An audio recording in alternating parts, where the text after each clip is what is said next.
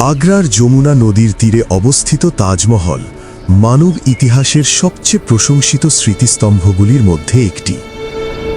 এর সৌন্দর্য, নিখুঁত প্রতিসাম্য এবং আবেগের গভীরতা একে অনন্য করে তুলেছে। কিন্তু এর সাদা মার্বেলের আড়ালে লুকিয়ে আছে প্রেম, ক্ষতি এবং স্মৃতির এক গভীর গল্প।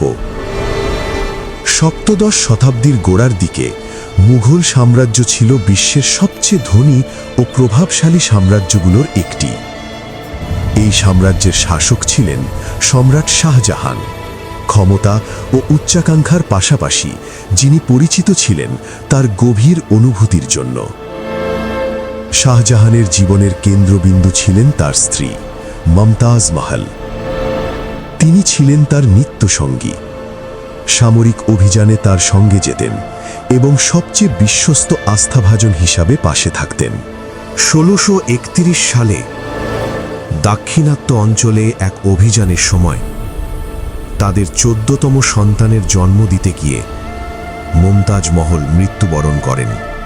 মাত্র ৩৮ বছর বয়সে থেমে যায় এক অসাধারণ জীবনের পথ চলা।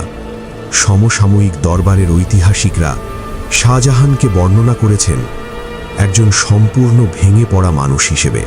তিনি দীর্ঘ মাস জনজীবন থেকে দূরে থাকেন, আর বলা হয় শোকেই তার চুল সাদা হয়ে যায়। কথিত আছে মৃত্যুশয্যায় মুমতাজ মহলের একটাই ইচ্ছা ছিল, এমন একটি স্মৃতিস্তম্ভ যা তাকে চিরদিন মানুষের স্মৃতিতে বাঁচিয়ে রাখবে। শাহজাহান সেই প্রতিশ্রুতিকে হৃদয়ে ধারণ করেন। ১৬৩২ সালে শুরু হয় তাজমহলের নির্মাণ কাজ।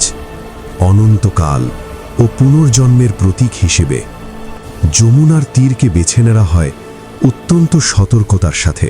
পরবর্তী ২০ বছর ধরে ২০,০০০-এরও বেশি শ্রমিক কাজ করেন এই ঐতিহাসিক প্রকল্পে। ভারত, পারস্য, মধ্য এশিয়া এবং অটোমান ভূমি থেকে আসেন কারিগর ও প্রকৌশলীরা। রাজস্থানের মাকরানা থেকে আসে সাদা মার্বেল, আর দূর দেশ থেকে আনা হয় জেড, ল্যাপিস লাজুলি, ফিরোজা ও কার্নিলিয়ান। পিত্রাদুরা নামের এক জটিল কৌশলে এই পাথর বসানো হয় মার্বেলের গায়ে। তাজমহলের নকশা মুঘল স্থাপত্যের চূড়ান্ত রূপ।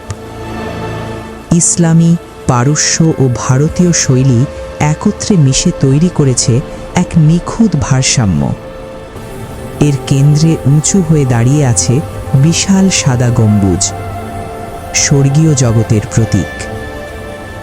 ৪টি মিনার সামান্য বাইরের দিকে হেলে রয়েছে, যাতে ভূমিকম্পেও মূল সমাধি সুরক্ষিত থাকে।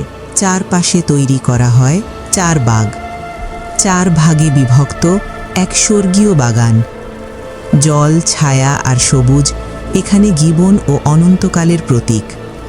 সমাধিস্থদের ভেতরে রয়েছে মমতাজ মহলের সমাধিস্তম্ভ।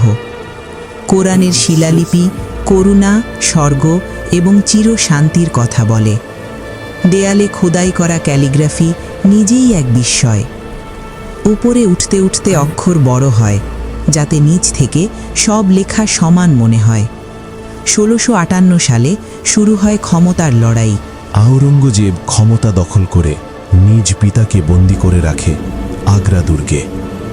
সেখান থেকে সোজা দৃষ্টিতে শাহজাহান দেখতে পেতেন তাজমহল, সাদা মার্বেলের গম্বুজ, ভালোবাসা এবং পতনের নীরব স্মারক। ১৬৬৬ সালে শাহজাহান মারা গেলে তাকে মুমতাজ মহলের পাশে সমাহিত করা হয়।